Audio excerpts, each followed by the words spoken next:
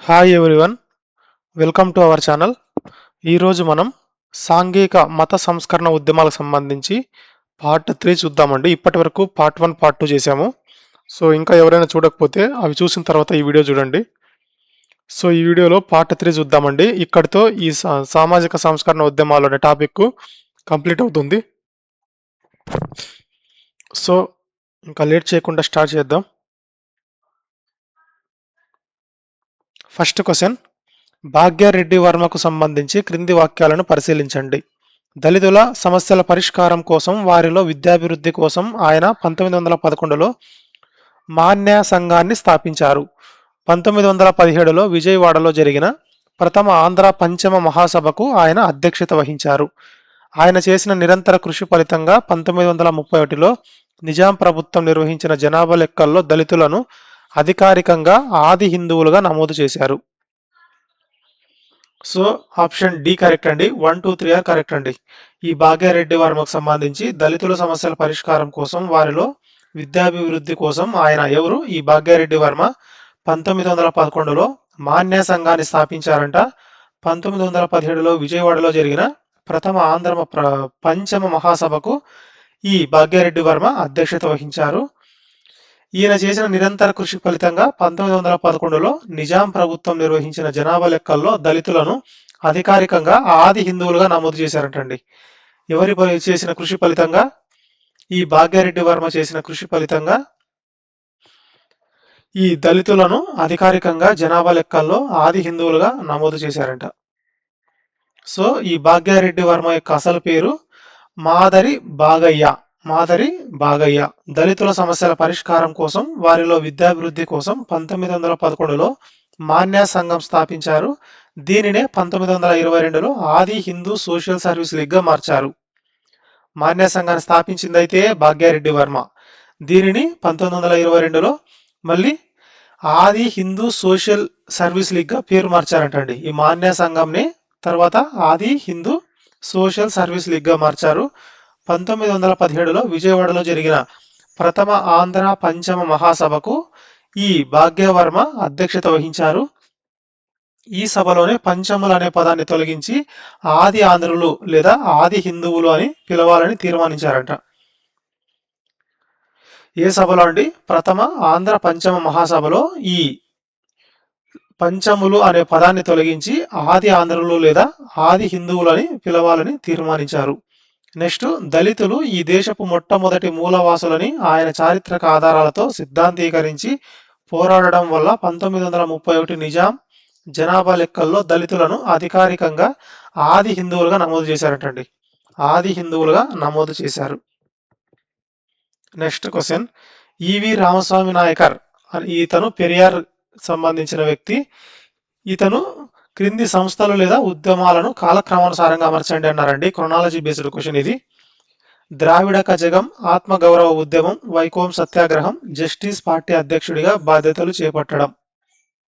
ఇవన్నీ ఎవరికి సంబంధించినవి? ఈవి రామస్వామి నాయకర్కి సంబంధించినవి. ఆప్షన్ ఏ కరెక్ట్ అండి. 3, 2, 4, 1.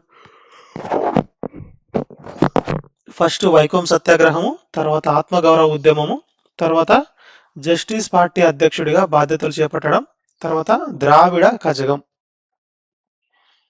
సో ఈ వైకోం సత్యాగ్రహం అనేది 1924లో కేరళలోని వైకోం శివాలయం చుట్టూ ఉన్న వీధుల్లో అణగారిన వర్గాల వారికి ప్రవేశం కల్పించాలని జరిగిన ఈ ఉద్యమానికి పెరియార్ నాయకత్వం వహించారు. ఆత్మగౌరవ ఉద్యమం అనేది 1925లో కాంగ్రెస్ పార్టీలో బ్రాహ్మణుల ఆధిపత్యాన్ని నిరసిస్తూ 1925లో పెరియార్ ఈ ఉద్యమాన్ని ప్రారంభించారు. జస్టిస్ పార్టీ అధ్యక్షుడిగా 1938లో ఆయన జస్టిస్ పార్టీ అధ్యక్షుడిగా బాధ్యతలు చేపట్టారు. ద్రావిడ కజగం అనే అతను 1944లో జరిగిన సేలం సదస్సులో జస్టిస్ పార్టీ పేరును ద్రావిడ కజగంగా మార్చారు. నెక్స్ట్ క్వశ్చన్, పెరియార్ ప్రచురించిన క్రింది పత్రికలను వాటి స్థాపన సంవత్సరాలతో జతపరచండి. పెరియార్ అంటే ఎవరండి? ఈవి రామస్వామి నాయకర్. ఇతను ప్రచురించిన క్రింది పత్రికలను వాటి స్థాపన సంవత్సరాలతో జతపరచండి. ఆప్షన్ ఏ కరెక్ట్ అండి. A3, B1, C2, D4. ఈ కుడి అరసు అనే పత్రికని ఎప్పుడు స్థాపించారు అంటే 1925లో, రివోల్ట్ అనే పత్రికనైతే 1928లో, పురచ్చి అనే పత్రికను 1933లో, విడుదలై అనే పత్రికను 1935లో స్థాపించడం జరిగింది. పెరియారు తన భావాలను, హేతువాదాన్ని ప్రజల్లోకి తీసుకెళ్లడానికి స్థాపించిన పత్రికలు మరియు వాటి సంవత్సరాలు. కుడి అరసు అనేది 1925లో, ఇది ఆత్మగౌరవ ఉద్యమానికి అధికారిక పత్రిక. గణతంత్రం ఇది. నెక్స్ట్ రివోల్టో, ఇది 1928లో స్థాపించారు, ఇది ఆంగ్ల వార్తాపత్రికగా ప్రచురించబడింది. పురచ్చి, ఇది 1933లో విప్లవం అనే అర్థంతో ఈ పత్రికను ప్రారంభించారు. విడుదలై అనేది 1935లో స్వాతంత్రం లేదా విడుదల అనే అర్థంతో ఈ పత్రికను నడిపారు. సో 1934లో పగుత్తరివు అనే హేతువాద పత్రిక కూడా స్థాపించారు. నెక్స్ట్ క్వశ్చన్, ఆత్మగౌరవ ఉద్యమానికి సంబంధించి క్రింది వాటిలో ఏ వాక్యం సరైనది కాదు? ఇన్కరెక్ట్ అడిగారండి. So option D is the incorrect answer. Option D is the incorrect answer అండి. రిమైనింగ్ అని కరెక్ట్. సో ఏవేవి కరెక్ట్ అంటే, చేరన్ మహాదేవి గురుకులంలో బ్రాహ్మణేతర విద్యార్థులకు భోజన వసతిలో జరుగుతున్న వివక్షను నిరసిస్తూ పెరియార్ కాంగ్రెస్ ను వీడారు. మొదటి ఆత్మగౌరవ మహాసభ 1929లో తమిళనాడులోని చెంగల్పట్టులో జరిగింది. తర్వాత ఈ మొదటి ఆత్మగౌరవ మహాసభకు డబ్ల్యూపిఏ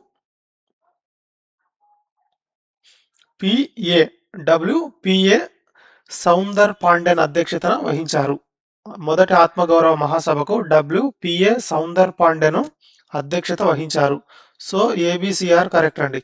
చేరన్ మహాదేవి గురుకులంలో భోజన వివక్షను నిరసిస్తూ పెరియార్ 1925లో కాంగ్రెస్ ను వీడి ఈ ఉద్యమం ప్రారంభించారు. దీని మొదటి మహాసభ 1929లో చెంగల్పట్టులో డబ్ల్యూపిఏ సౌందర పాండెన్ అధ్యక్షతన జరిగింది.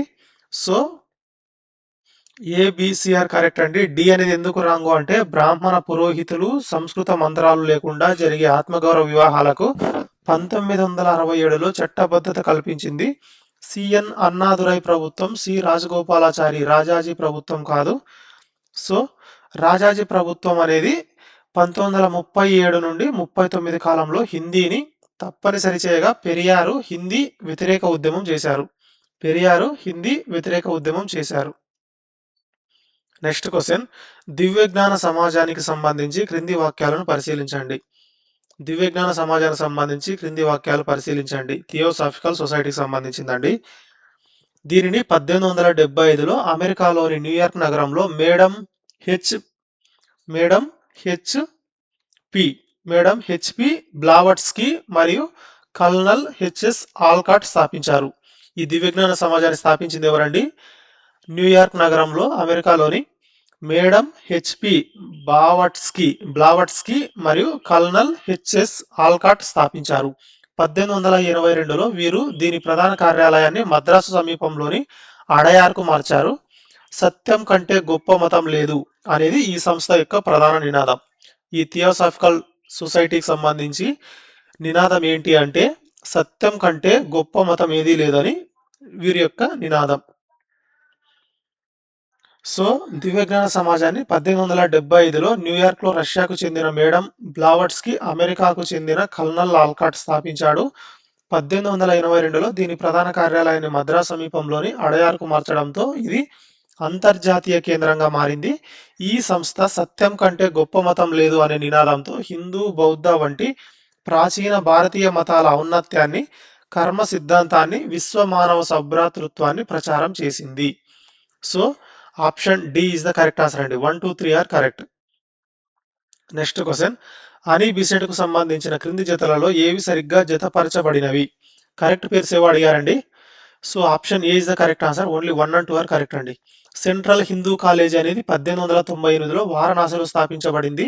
హోమ్ రూల్ లీగ్ అనేది 1916 సెప్టెంబర్లో మద్రాసు కేంద్రంగా ప్రారంభించబడింది. సో ఆప్షన్ 3 అనేది స్టేట్మెంట్ 3 అనేది రాంగు. ఎందుకు రాంగు కూడా చూద్దాము. ప్రస్తుతానికి కరెక్ట్ స్టేట్మెంట్స్ వచ్చేటప్పటికి 1 and 2. హనీ బిసెంట్ 1898లో వారణాసిలో సెంట్రల్ హిందూ కాలేజీని స్థాపించారు. ఇదే 1916లో బనారస్ హిందూ యూనివర్సిటీగా మారింది. అలాగే ఐర్లాండ్ తరహాలో స్వపరిపాలన కోసం సెప్టెంబర్ 1916లో మద్రాసు కేంద్రంగా హోమ్ రూల్ లీగ్ ప్రారంభించారు. సో 1917 కలకత్తా ఐఎన్సి సమావేశానికి అని బిసెంట్ అధ్యక్షత వహించడం ద్వారా కాంగ్రెస్ కు అధ్యక్షత వహించిన మొట్టమొదటి మహిళగా చరిత్ర సృష్టించారు. కానీ ఆమె ఐర్లాండ్ దేశస్థురాలు. మొట్టమొదటి భారతీయ మహిళా అధ్యక్షుడు సరోజినీ నాయుడు మొట్టమొదటి మహిళా అధ్యక్షుడు సరోజినీ నాయుడు 1925 కాన్పూర్ సభకు. సో ఇక్కడ ఏమన్నారండి, ఐఎన్సి కలకత్తా సమావేశం అనేది కాంగ్రెస్ అధ్యక్షతన వహించిన మొట్టమొదటి భారతీయ మహిళ అన్నారండి. సో భారతీయ మహిళ కాదు, ఆమె ఐర్లాండ్ దేశస్థురాలు. మొట్టమొదటి భారతీయ మహిళా అధ్యక్షుడు వచ్చేటప్పటికి సరోజినీ నాయుడు అండి.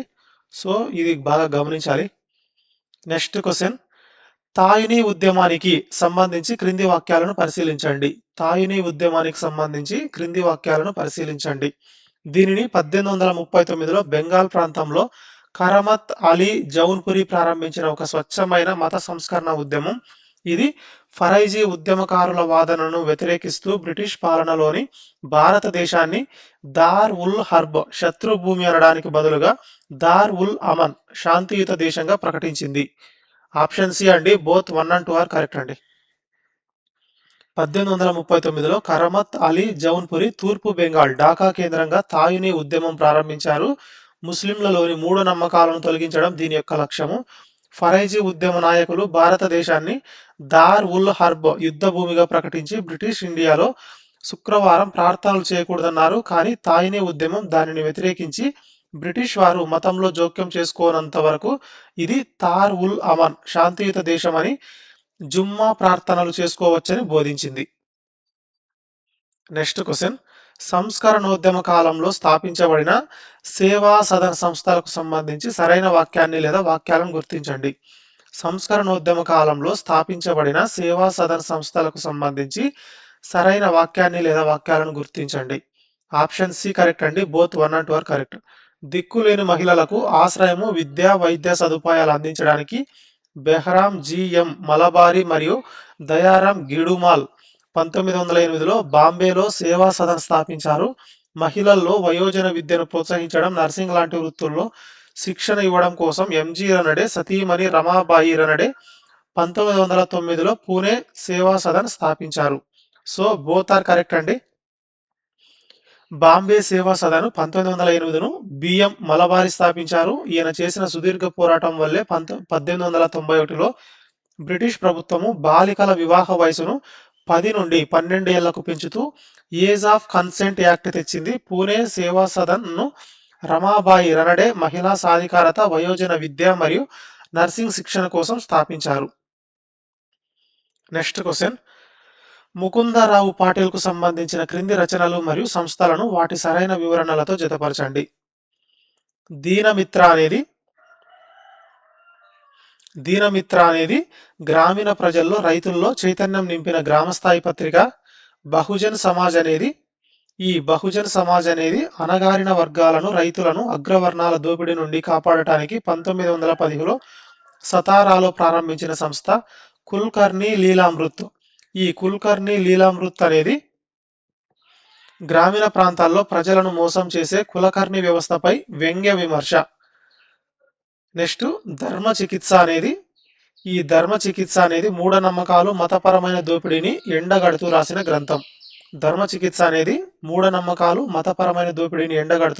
గ్రంథం. సో ముకుందరావు పాటిల్ మహారాష్ట్రలోని సత్యశోధక సమాజ్ ఉద్యమంలో అగ్రగామి రైతు ప్రతినిధి. ఆయన కార్యకలాపాల సరైన జత. దీనమిత్ర అనేది రైతుల్లో చైతన్యం నింపడానికి ఆయన నడిపిన గ్రామస్థాయి పత్రిక. బహుజన సమాజ్ అనేది 1910లో సతారాలో అణగారిన వర్గాల రక్షణ కోసం స్థాపించిన సంస్థ. కుల్కర్ణి లీలామృత్ అనేది గ్రామీణ ప్రాంతాల్లో ప్రజలను మోసం చేసే గ్రామ లెక్కల అధికారి అంటే కులకర్ణి. ఈ కులకర్ణి వ్యవస్థపై చేసిన వ్యంగ్య రచన. ఆయన రాసిన మరో వ్యంగ్య గ్రంథం ఏది అంటే షేర్జీ ప్రతాప్. నెక్స్ట్ ధర్మ చికిత్స అనేది మూఢనమ్మకాలు, మతపరమైన దోపిడీని ఎండగడుతూ రాసిన గ్రంథం. ఇది ధర్మ చికిత్స.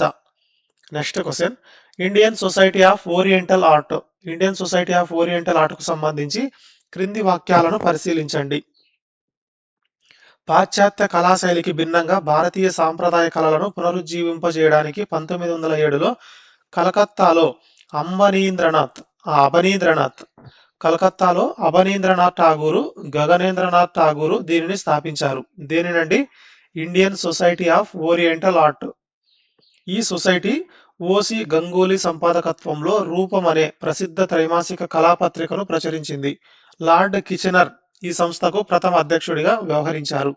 ఆప్షన్ డి కరెక్ట్ అండి. బోత్ 1, 2, 3 ఆర్ కరెక్ట్ అండి. బెంగాల్ పునరుజ్జీవనోద్యమంలో భాగంగా 1907లో ఐఎస్ఓఏ అంటే Indian society of oriental art అనేది స్థాపించబడింది. దీని స్థాపనలో కలకత్తా ప్రభుత్వ కళాశాల ప్రిన్సిపల్ ఈబి హవెల్ ప్రోత్సాహం కీలక పాత్ర పోషించింది.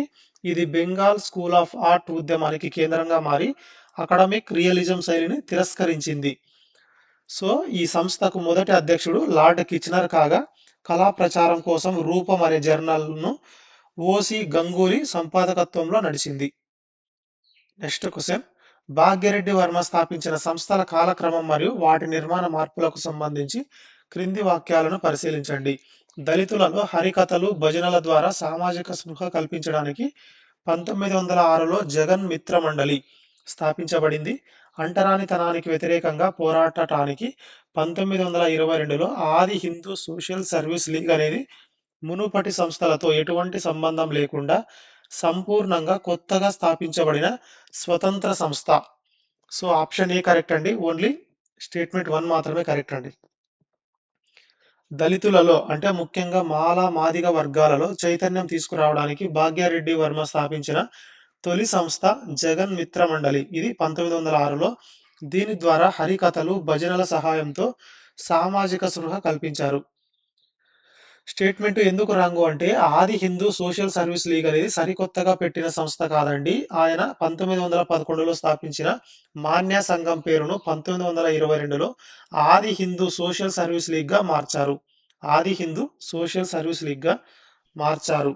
సో దీనికి మునుపటి సంస్థతో నిర్మాణపరమైన సంబంధాలనేవి ఉన్నాయి. Next question. ఈవి రామస్వామి నాయకర్కు గల బిరుదులు లేదా గుర్తింపులను వాటి ప్రధానానికి గల సరైన కారణాలు లేదా సంఘటనలతో జతపరచండి. బిరుదులు, వాటి యొక్క సంఘటనలు. పెరియార్ యొక్క సంఘటన ఏది అంటే ఆయన సేవలను గుర్తిస్తూ 1938లో జరిగిన తమిళనాడు మహిళా సభలో ప్రదానం చేశారు. ఆయన సేవలను గుర్తిస్తూ 1938లో జరిగిన తమిళనాడు మహిళా మహాసభలో ప్రదానం చేశారు. ఏ బిరుదండి? ఈ పెరియార్ అనే బిరుదు. వైకోం వీరుడు అనేది కేరళలో అణగారిన వర్గాల కొరకు ఆలయ వీధుల్లో ప్రవేశం కల్పించాలని జరిగిన ఉద్యమంలో పోషించిన కీలక పాత్రకు వచ్చినదేది? వైకోం వీరుడు. హేతువాద సూర్యుడు అనేది మూఢనమ్మకాలను, అంధవిశ్వాసాలను తీవ్రంగా వ్యతిరేకించినందుకు ఇవ్వబడిన గుర్తింపు హేతువాద సూర్యుడు. సో పెరియార్ సాధించిన బిరుదులు మరియు వాటి నేపథ్యాలు. పెరియార్ అనేది ఒక గొప్ప వ్యక్తికి ఇచ్చే బిరుదండి. పెరియార్ అంటే దాని అర్థం గొప్ప వ్యక్తి. 1938లో జరిగిన తమిళనాడు మహిళా సభలో ఈ బిరుదును ప్రదానం చేశారు. వైకోం వీరుడు అనేది 1924లో కేరళలోని వైకోం శివాలయం చుట్టూ ఉన్న వీధుల్లో అణగారిన వర్గాల ప్రవేశం కోసం జరిగిన పోరాటానికి నాయకత్వం వహించినందుకు వచ్చింది. హేతువాద సూర్యుడు అనేది సమాజంలో మూఢనమ్మకాలను తీవ్రంగా ఖండించినందుకు హేతువాదిగా ఆయనకు ఈ గౌరవం దక్కింది. Next question. హైదరాబాద్ సంస్థానంలో భాగ్యారెడ్డి వర్మ చేపట్టిన సామాజిక సంస్కరణ కార్యక్రమాలలో క్రింది వాటిలో ఏవి సరైనవి అంటే ఆప్షన్ డి అండి. 1, 2, 3 ఆర్ కరెక్ట్ అండి. దళిత ఆడపిల్లలను దేవుడికి వదిలేసి ఆ తర్వాత వారిని వ్యభిచారంలోకి దించే జోగిని, దేవదాసి వ్యవస్థల నిర్మూలనకు ఆయన ఉద్యమించారు. దళితులు తమ సామాజిక హోదాను పెంచుకోవడానికి మద్యపానాన్ని, గోమాంస భక్షణను మానేయాలని, మూఢనమ్మకాలను విడనాడాలని ప్రచారం చేశారు. హైదరాబాద్లోని చాదర్ ఘాట్ ప్రాంతంలో దళితుల సమావేశంలో నిర్వహణ కోసం ఆది హిందూ భవన్ను నిర్మించారు. హైదరాబాద్లోని చాదర్ ఘాట్ ప్రాంతంలో దళితుల సమావేశాల నిర్వహణ కోసం ఆది హిందూ భవన్ను నిర్మించారు. ఆప్షన్ డి కరెక్ట్ అండి. బోత్ 1, 2, 3 ఆర్ కరెక్ట్ అండి. భాగ్యారెడ్డి వర్మ నిజాం నిరంకుశ పాలనలో దళిత సాధికారతకు కృషి చేశారు. దళిత బాలికల జీవితాలను నాశనం చేసే జోగిని దేవదాసి దురాచారాలను నిర్మూలించడానికి పెద్ద ఎత్తున ఉద్యమించారు. దళితుల సామాజిక హోదా పెరగడానికి మద్యపానము, మాంసాహారము, ముఖ్యంగా గోమాంసం మానేయాలని కోరారు. చాదర్ ఘాట్లో ఆది హిందూ భవన్ నిర్మించి దళితుల సభలకు వేదిక కల్పించారు. నెక్స్ట్ క్వశ్చన్, పెరియార్ ఈవి రామస్వామి యొక్క రాజకీయ నిర్ణయాలు మరియు నినాదాలకు సంబంధించి క్రింది వాక్యాలను పరిశీలించండి. 1937 నుండి 1939 హిందీ వ్యతిరేక ఉద్యమంలో పాఠశాలల్లో హిందీని తప్పనిసరి చేయడాన్ని వ్యతిరేకిస్తూ ఆయన తమిళనాడు తమిళులకే అనే నినాదాన్ని ఇచ్చారు. 1944 సేలం సదస్సులో ఏర్పడిన ద్రావిడ కజగం తన సామాజిక ఆశయాల సాధన కోసం ప్రత్యక్ష ఎన్నికల్లో చురుగ్గా పోటీ చేసింది. ఆప్షనే కరెక్ట్ అండి, ఓన్లీ 1 మాత్రమే కరెక్ట్. మద్రాస్ ప్రెసిడెన్సీలో సి రాజగోపాలాచారి ప్రభుత్వం పాఠశాలల్లో హిందీని తప్పనిసరి చేయడాన్ని వ్యతిరేకిస్తూ పెరియార్ ఆందోళనలు చేపట్టి తమిళనాడు తమిళులకే అనే నినాదాన్ని ఇచ్చారు. సో స్టేట్మెంట్ ఎందుకు రాంగు అంటే 1944లో జస్టిస్ పార్టీ పేరును ద్రావిడ కజగం డీకేగా మార్చారు అనేది నిజమే అయినప్పటికీ ఇది కేవలం ఒక సామాజిక ఉద్యమంగానే కొనసాగింది తప్ప ప్రత్యక్ష ఎన్నికల్లో పోటీ చేయలేదు. నెక్స్ట్ క్వశ్చన్, 1875లో స్థాపించబడిన దివ్య జ్ఞాన సమాజం యొక్క ప్రధాన లక్ష్యాలలో క్రింది వాటిలో ఏవి సరిగ్గా సరిపోలుతాయి అంటే కుల, మత, వర్ణ, లింగ భేదాలు లేకుండా మనుషులందరిలో విశ్వమానవ సౌభ్రాతృత్వాన్ని పెంపొందించడం, ప్రకృతిలోని రహస్యాలను మరియు మానవునిలో దాగి ఉన్న అతీతీయ ఆధ్యాత్మిక శక్తులను శాస్త్రీయంగా పరిశోధించడం, హిందూ మతంలోని కర్మ సిద్ధాంతం, పునర్జన్మ భావనలు వంటి ప్రాచీన పౌరస్త్య తత్వశాస్త్రాలను శాస్త్రీయంగా తిరస్కరించడం. ఆప్షన్ ఏ కరెక్ట్ అండి, ఓన్లీ 1 and 2 ఆర్ కరెక్ట్ అండి. దివ్యజ్ఞాన సమాజం మానవులందరినీ సమానంగా చూసే విశ్వ మానవ సౌభ్రాతృత్వాన్ని నమ్మింది. అలాగే ప్రకృతి రహస్యాలను, మానవునిలో దాగి ఉన్న అతీంద్రియ శక్తులను అన్వేషించడం దీని యొక్క లక్ష్యం. ఈ సంస్థ ప్రాచీన మతాల అధ్యయనాన్ని ప్రోత్సహించడమే కాకుండా హిందూ మతంలోని కర్మ సిద్ధాంతాన్ని, పునర్జన్మ భావనలను సమర్థించిందండి, తిరస్కరించలేదు. నెక్స్ట్ క్వశ్చన్, ఆనీ బీసెంట్ విద్యారంగం మరియు జాతీయ రాజకీయాలకు చేసిన సేవలపై క్రింది వాక్యాలను పరిశీలించండి. 1898లో ఆమె స్థాపించిన సెంట్రల్ హిందూ కాలేజీయే తదనంతర కాలంలో పండిట్ మదన్ మోహన్ మాలవ్య కృషితో బనారస్ హిందూ యూనివర్సిటీగా మారింది. హోమ్ రూల్ ఉద్యమ సమయంలో 1917లో బ్రిటిష్ ప్రభుత్వం ఆమెను ఊటీలో నిర్బంధించినందుకు నిరసనగా సర్ ఎస్ సుబ్రహ్మణ్య అయ్యర్ తన నైట్హుడ్ బిరుదును త్యజించారు. నేను ఒక భారతీయ డప్పు లాంటి దాన్ని, నిద్రపోతున్న భారతీయులందరినీ మేల్కొల్పడమే నా పని అని ఆమె వ్యాఖ్యానించారు. ఎవరండి? Annie Besant. So option D correct అండి, 1, 2, 3 ఆర్ కరెక్ట్. ఆనీ బీసెంట్ వారణాసిలో స్థాపించిన సెంట్రల్ హిందూ కాలేజీ 1916లో మదన్ మోహన్ మాలవ్య కృషి వల్ల బిహెచ్యుగా రూపాంతరం చెందింది. 1917లో హోమ్ రూల్ లీగ్ తీవ్రత వల్ల ఆమెను ఊటీలో నిర్బంధించినప్పుడు సర్ ఎస్ సుబ్రహ్మణ్య అయ్యర్ తన నైట్హుడ్ బిరుదును వదులుకున్నారు. ఆమె భారతీయులలో దేశభక్తిని మేల్కొల్పడానికి తనను తాను ఒక భారతీయ డప్పుగా అభివర్ణించుకున్నారు. నెక్స్ట్ క్వశ్చన్, పత్రికలు మరియు వాటి ప్రచురణకర్తలు లేదా ఉద్యమాలకు సంబంధించిన క్రింది జతలలో ఏవి సరిగ్గా జతపరచబడినవి అంటే ఆప్షన్ డి అండి, బోత్ ఆర్ కరెక్ట్ అండి. న్యూ ఇండియా మరియు కామన్వెల్త్ అనేవి ఆనీ బీసెంట్ సంబంధించినవి. కుడి అరసు అనేది ఆత్మగౌరవ ఉద్యమానికి సంబంధించింది. దీనమిత్ర అనేది ముకుందరావు పాటిల్కి సంబంధించింది. సో ఆనీ బీసెంట్ న్యూ ఇండియా ఆంగ్ల దినపత్రిక మరియు కామన్వెల్త్ ఆంగ్ల వార్తాపత్రిక నడిపారు. కుడి అరసు అనేది 1925లో ఈ కుడి అరసు అనేది పెరియార్ ప్రారంభించిన ఆత్మగౌరవ ఉద్యమానికి అధికారిక ప్రతీక. దీనమిత్ర అనేది సత్యశోధక సమాజ్ ఉద్యమ నాయకుడు ముకుందరావు పాటిల్ గ్రామీణ ప్రజలు, రైతులు చైతన్యం కోసం నడిపిన గ్రామ స్థాయి పత్రిక. కరమత్ అలీ జౌన్పురి యొక్క తాయినీ ఉద్యమానికి మరియు హాజీ షరియతుల్లా యొక్క ఫరైజీ ఉద్యమానికి మధ్య గల ప్రధాన సిద్ధాంతపరమైన విభేదం ఏమిటి అంటే ఆప్షన్ బి అండి, విభేదం అడిగారండి.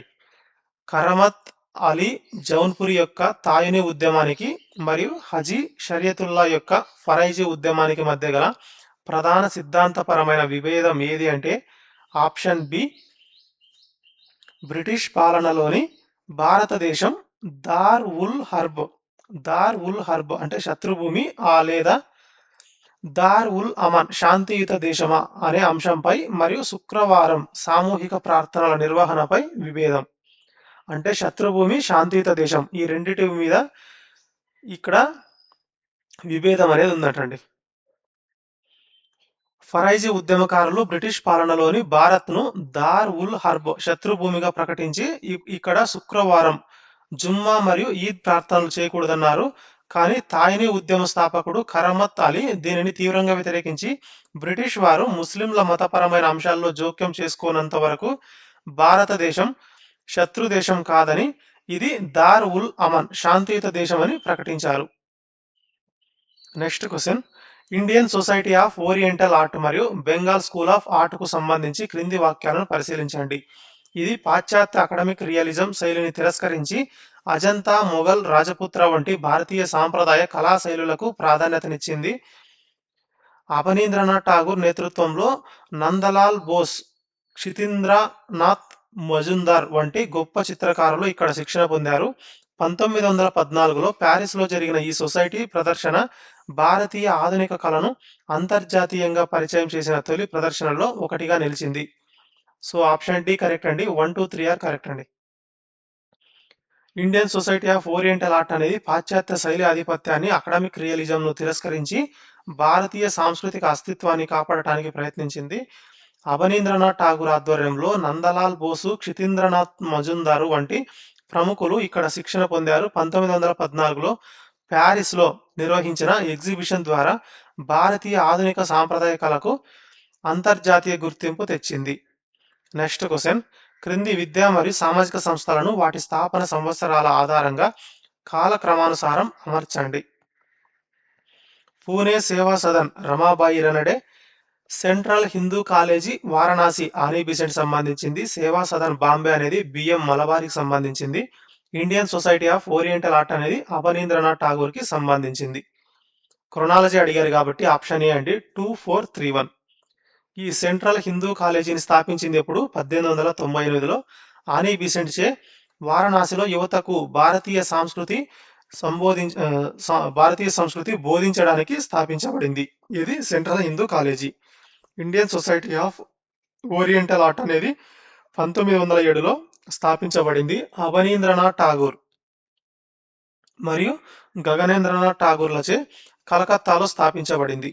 సేవా సదను బాంబే ఇది 1908లో బెహ్రాం జిఎం మలబారి మరియు దయారాం గిడుమాల్లచే దిక్కులేని మహిళలకు ఆశ్రయం కల్పించడానికి స్థాపించబడింది. పూణే సేవా సదన్ ఇది 1909లో రమాబాయి రనడేచే పూణేలో మహిళల్లో వయోజన విద్య, నర్సింగ్ శిక్షణ కోసం స్థాపించబడింది. నెక్స్ట్ క్వశ్చన్, భాగ్యరెడ్డి వర్మ ప్రతిపాదించిన ప్రాథమిక భావనలు మరియు సిద్ధాంతపరమైన నిర్వచనాలకు సంబంధించి క్రింది వ్యాఖ్యలను పరిశీలించండి. హిందూ సమాజంలో దళితులను చతుర్వర్ణాలకు వెలుపల ఉన్న పంచములు అంటే అంటరాని వారు అని పిలవడాన్ని ఆయన తీవ్రంగా వ్యతిరేకించారు.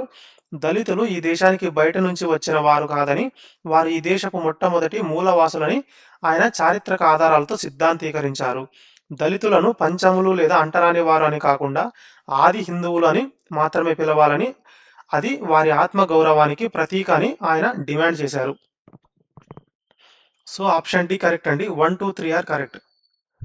భాగ్యరెడ్డి వర్మ యొక్క ప్రధాన సిద్ధాంతం దళితుల ఆత్మగౌరవాన్ని పునరుద్ధరించడం, సమాజంలో వారిని చతుర్వర్ణాల వెలుపల ఉన్న పంచములుగా లేదా పార్యాలుగా పిలవడాన్ని ఆయన ఖండించారు. చారిత్రక ఆధారాల ప్రకారం దళితులే ఈ దేశపు మొట్టమొదటి మూలవాసులని నిరూపిస్తే వారిని ఆది హిందువులని మాత్రమే పిలవాలని డిమాండ్ చేశారు. నెక్స్ట్ క్వశ్చన్, హైదరాబాద్ సంస్థాన చారిత్రక రికార్డుల ప్రకారం భాగ్యరెడ్డి వర్మ ఆధ్వర్యంలో జరిగిన విద్యా వ్యాప్తికి సంబంధించి క్రింది వాటిలో ఏ వాక్యం సరైనది అంటే ఆప్షన్ బి అండి. 1933 నాటికి ఆయన ఆధ్వర్యంలో దళిత బాల బాలికల కోసం మొత్తం 26 పాఠశాలలు నడిచేవి. ఇది సరైనదండి. విద్య ద్వారానే దళితుల తలరాత మారుతుందని బలంగా నమ్మిన భాగ్యరెడ్డి వర్మ దళిత బాల బాలికల కోసం హైదరాబాద్లో అనేక పాఠశాలలను స్వయంగా స్థాపించారు. ఆయన చేసిన నిరంతర కృషి వల్ల 1933 నాటికి ఆయన ఆధ్వర్యంలో 26 పాఠశాలలను విజయవంతంగా నడిచేవి. నెక్స్ట్ క్వశ్చన్, దక్షిణాది సామాజిక సంస్కరణోద్యమాల నేపథ్యంలోని సిద్ధాంతపరమైన పోలికలు మరియు ప్రచురణలకు సంబంధించి క్రింది వాక్యాలను పరిశీలించండి. ఆప్షన్ సి కరెక్ట్ అండి. Both 1 and 2 are correct. Nizam లాంటి నిరంకుశ పాలనలో దళిత సాధికారతకు భాగ్యరెడ్డి వర్మ చేసిన కృషి. ఉత్తర భారతదేశంలో అంబేద్కరు, కేరళలో నారాయణ గురు, అయ్యన్ కాళీ చేసిన కృషికి ఏమాత్రం తీసిపోని విధంగా ఉంది. పెరియారు తన హేతువాద భావాలను ప్రజల్లోకి తీసుకెళ్లడానికి 1934లో పగుత్తరివు హేతువాదం అనే పత్రికను స్థాపించి ప్రచారం చేశారు. So both 1 and 2 are correct అండి. నిజాం నిరంకుశ పాలన ఉన్నప్పటికీ భాగ్యారెడ్డి వర్మ అణగారిన వర్గాల కోసం చేసిన పోరాటం, ఉత్తరాదిన అంబేద్కర్, కేరళలో నారాయణ గురు, అయ్యన్ కాళీ చేసిన చారిత్రక కృషికి సమానమైనది. అలాగే పెరియారు తన హేతువాద భావజాలాన్ని వ్యాప్తి చేయడానికి 1934లో పగుత్తరివు అంటే తమిళంలో పగుత్తరివు అంటే హేతువాదం అనే పత్రికను స్థాపించి ఒక ముఖ్యమైన ఆయుధంగా వాడుకున్నారు. Next question. ఆత్మగౌరవ ఉద్యమ కాలంలో మహిళా సాధికారత మరియు సామాజిక మార్పుపై పెరియార్ కలిగి ఉన్న దృక్పథాన్ని క్రింది వాటిలో ఏ వాక్యం సరైనదిగా వివరిస్తుంది అంటే ఆప్షన్ సి అండి. మహిళలకు ఆస్తి హక్కు ఖచ్చితంగా ఉండాలని మరియు వారు గర్భ నిరోధక పద్ధతులు లేదా కుటుంబ నియంత్రణ పాటించాలని ఆయన ఆ కాలంలోనే బలంగా వాదించారు. మహిళల అభ్యున్నతి మరియు ప్రగతి లేకుండా సమాజం యొక్క సమగ్ర అభివృద్ధి జరగదని ఆయన బలంగా నమ్మారు.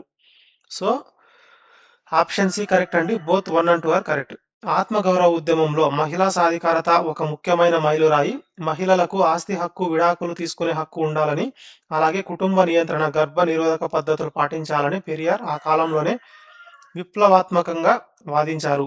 మహిళల అభివృద్ధి లేనిదే సమాజం ముందడుగు వేయదని ఆయన నమ్మారు.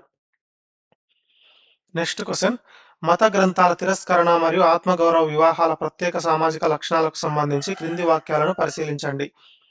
కుల వివక్షను, స్త్రీల అణచివేతను ప్రోత్సహించే మనుస్మృతి, పురాణాలు వంటి గ్రంథాలను పెరియార్ తీవ్రంగా వ్యతిరేకించి తిరస్కరించారు. ఆత్మగౌరవ వివాహాలలో స్త్రీ పురుషులిద్దరికీ సమాన గౌరవం ఉంటుంది మరియు ఇవి బ్రాహ్మణ పురోహితులు, సంస్కృత మంత్రాలు లేకుండా నిరాడంబరంగా జరుగుతాయి. సో ఆప్షన్ సి కరెక్ట్ అండి. Both 1 and 2 are correct. సమాజంలో అసమానతలకు కారణమవుతున్నాయని భావించిన మనుస్మృతి, పురాణాలను పెరియార్ తీవ్రంగా నిరసించారు. వాటికి ప్రత్యామ్నాయంగా ఎలాంటి మూఢాచారాలు, సంస్కృత మంత్రాలు, బ్రాహ్మణ పురోహితులు లేని ఆత్మగౌరవ వివాహాలను ప్రవేశపెట్టారు. ఇక్కడ స్త్రీ పురుషులిద్దరికీ సమాన ప్రాధాన్యత కల్పించబడింది. Next question. బెంగాల్లోని తాయినీ ఉద్యమం యొక్క శాంతియుత స్వభావం మరియు ప్రత్యక్ష సంస్థాగత విధానానికి సంబంధించి సరైన వాక్యాన్ని లేదా వాక్యాలను గుర్తించండి. ఫరైజీలు లేదా వహాబిల్లాగా కాకుండా తాయినీ ఉద్యమకారులు బ్రిటిష్ ప్రభుత్వానికి వ్యతిరేకంగా ఎలాంటి సాయుధ పోరాటాలు చేయకుండా రాజకీయాలకు దూరంగా ఉన్నారు. ఈ ఉద్యమము కేవలం శాంతియుత మత సంస్కరణలు మరియు ముస్లిం సమాజంలో విద్యాభివృద్ధి మీదే తన పూర్తి దృష్టిని కేంద్రీకరించింది. సో ఆప్షన్ సి కరెక్ట్ అండి. బోత్ 1 అండ్ 2 ఆర్ కరెక్ట్ అండి. ఫరైజీలు మరియు వహాబీలు బ్రిటిష్ పాలనకు వ్యతిరేకంగా దూకుడుగా వ్యవహరించగా, కరమత్ అలీ జౌన్పురి నేతృత్వంలోని తాయినీ ఉద్యమం సాయుధ పోరాటాలకు వ్యతిరేకం. వీరు రాజకీయాలకు దూరంగా ఉంటూ కేవలం ఇస్లాం సమాజంలోని అంతర్గత మూఢనమ్మకాలను తొలగించడం, శాంతియుత మత సంస్కరణలు మరియు విద్యాభివృద్ధి చేయడంపైనే దృష్టి పెట్టారు. Next question. తాయినీ ఉద్యమం పేరుకు మూలమైన తాయినీ అనే అరబిక్ పదానికి గల అసలు అర్థం క్రింది వాటిలో ఏది అంటే ఆప్షన్ సి అండి. గుర్తించడం లేదా నిర్దిష్టపరచడం. తాయినీ ఉద్యమం పేరుకు మూలమైన తాయినీ అనే అరబిక్ పదానికి గల అసలు అర్థం ఏంటి అంటే గుర్తించడం లేదా నిర్దిష్టపరచడం. 1839లో కరమత్ అలీ జౌన్పురిచే ప్రారంభించబడిన ఈ ఉద్యమ పేరులోని తాయినీ అనే పదం తాయున్ అనే అరబిక్ పదం నుండి వచ్చింది. అరబిక్ భాషలో దీని అర్థము గుర్తించడం లేదా నిర్దిష్టపరచడం. Next question. ముకుందరావు పాటిల్ నడిపిన దీనమిత్ర పత్రిక యొక్క ప్రత్యేకత మరియు ఆయన ప్రారంభించిన బహుజన సమాజ్ భౌగోళిక కేంద్రానికి సంబంధించి క్రింది వాక్యాలను పరిశీలించండి. ముకుందరావు పాటిల్ దీనమిత్ర అనే గ్రామ స్థాయి పత్రిక ద్వారా ప్రత్యేకంగా గ్రామీణ ప్రజల్లో మరియు రైతుల్లో సామాజిక చైతన్యం నింపారు. 1910లో సతారాలో ప్రారంభించిన బహుజన సమాజ్ యొక్క ముఖ్య ఉద్దేశం అణగారిన వర్గాలను, రైతులను అగ్రవర్ణాల దోపిడీ నుండి కాపాడటం. సో ఆప్షన్ సి కరెక్ట్ అండి. Both 1 and 2 are correct. Maharashtra బ్రాహ్మణేతర ఉద్యమంలో ముకుందరావు పాటిల్ ఒక అగ్రగామి రైతు ప్రతినిధిగా నిలిచారు. ఆయన నడిపిన దీనమిత్ర పత్రిక ఒక గ్రామ స్థాయి పత్రిక. దీని ద్వారా గ్రామీణ రైతాంగాన్ని చైతన్యపరిచారు. 1910లో సతారా కేంద్రంగా ఆయన బహుజన సమాజ్ స్థాపించి అణగారిన వర్గాలను, రైతులను అగ్రవర్ణ మత సామాజిక దోపిడీ నుండి రక్షించడానికి కృషి చేశారు. Next question, Indian society of oriental ఆర్ట్కు సంబంధించిన కళాపత్రికలు మరియు అకాడమిక్ శైలుల విషయాలలో క్రింది వాటిలో ఏవి సరైనవి అంటే, ఈ సొసైటీ ఓసి గంగూలీ సంపాదకత్వంలో 1920 నుండి 1930 మధ్య కాలంలో రూపం అనే ప్రసిద్ధ త్రైమాసిక పత్రికను ప్రచురించింది. భారతీయ సాంస్కృతిక అస్తిత్వాన్ని కాపాడుకోవడానికి ఇది పాశ్చాత్య అకాడమిక్ రియలిజం శైలిని పూర్తిగా తిరస్కరించింది. ఈ సొసైటీ 1919 నుండి నేరుగా కళాపాఠాలను ప్రారంభించి సాంప్రదాయ చిత్రకళ పద్ధతులను కొత్త తరానికి అందించింది. ఆప్షన్ డి కరెక్ట్ అండి. బోత్ 1, 2, 3 ఆర్ కరెక్ట్ అండి. బెంగాల్ పునరుజ్జీవనోద్యమంలో భాగంగా ఏర్పాటైన ఐఎస్ఓఏ భారతీయ చిత్రకళ రంగానికి గొప్ప పునాది వేసింది. ఓసి గంగూలీ సంపాదకత్వంలో రూపం పత్రికను విజయవంతంగా నడిపింది. పాశ్చాత్య అకాడమిక్ రియలిజం శైలిని తిరస్కరించి భారతీయ సాంస్కృతిక గుర్తింపును చాటి చెప్పింది. 1919 నుండి నేరుగా ఆర్ట్ లైసెన్స్ ప్రారంభించి కొత్త తరానికి సాంప్రదాయ చిత్రకళా పద్ధతులను చేరవేసింది. నెక్స్ట్ క్వశ్చన్, క్రింది ప్రచురణలు లేదా ఉద్యమాలను అవి కేంద్రీకృతమైన ప్రాథమిక భౌగోళిక ప్రాంతాలు లేదా కేంద్రాలతో జతపరచండి. పత్రికలు లేదా ఉద్యమాలు, భౌగోళిక కేంద్రాలు. ఆప్షన్ ఏ కరెక్ట్ అండి. A2, B1, C4, D3. తాయినీ ఉద్యమం అనేది తూర్పు బెంగాల్ సంబంధించింది. తూర్పు బెంగాల్ భౌగోళిక ప్రాంతానికి సంబంధించింది తాయినీ ఉద్యమం అనే ఉద్యమం సంబంధించి. సేవా సదన్ అనేది బాంబే ప్రాంతానికి సంబంధించింది. హోమ్ రూల్ లీగ్ అనేది మద్రాసు ప్రాంతానికి సంబంధించింది. బహుజన్ సమాజ్ అనేది సతారాకి సంబంధించింది. ఈ తాయినీ ఉద్యమం అనేది 1839లో కరమత్ అలీ జౌన్పురిచే తూర్పు బెంగాల్, ప్రస్తుత బంగ్లాదేశ్లోని ఢాకా కేంద్రంగా విస్తరించింది. సేవా సదన్ అనేది 1908లో బిఎం మలబారీ మరియు దయారాం గిడుమాల్లచే బాంబేలో స్థాపించబడింది. హోమ్ రూల్ లీగ్ అనేది 1916లో అని బిసెంట్ చే మద్రాస్ కేంద్రంగా ప్రారంభించబడింది. బహుజన సమాజ్ 1910 అనేది ముకుందరావు పాటిల్ చే మహారాష్ట్రలోని సతారాలో ప్రారంభించబడింది. సో 50 క్వశ్చన్స్ కంప్లీటెడ్ అండి. సారీ అండి, 30 క్వశ్చన్స్ కంప్లీటెడ్. ఈ వీడియోలో మనం 30 క్వశ్చన్స్ మాత్రమే కవర్ చేసింది. సో ఈ కంటెంట్ కనుక మీకు నచ్చినట్లయితే మన ఛానల్ని సబ్స్క్రైబ్ చేసుకోండి. అలాగే మన కంటెంట్ని మీ ఫ్రెండ్స్ కూడా షేర్ చేయండి. అలాగే ఈ వీడియోకి లైక్ చేయండి, మన ఛానల్ని సపోర్ట్ చేయండి. అలాగే ఈ కంటెంట్ అనేది ఎలా ఉందో కూడా మీరు కామెంట్లో తెలియజేయండి. దానివల్ల ఫర్దర్ వీడియోస్కి హెల్ప్ఫుల్ అవుతుందండి. థ్యాంక్ యూ అండి. బాయ్.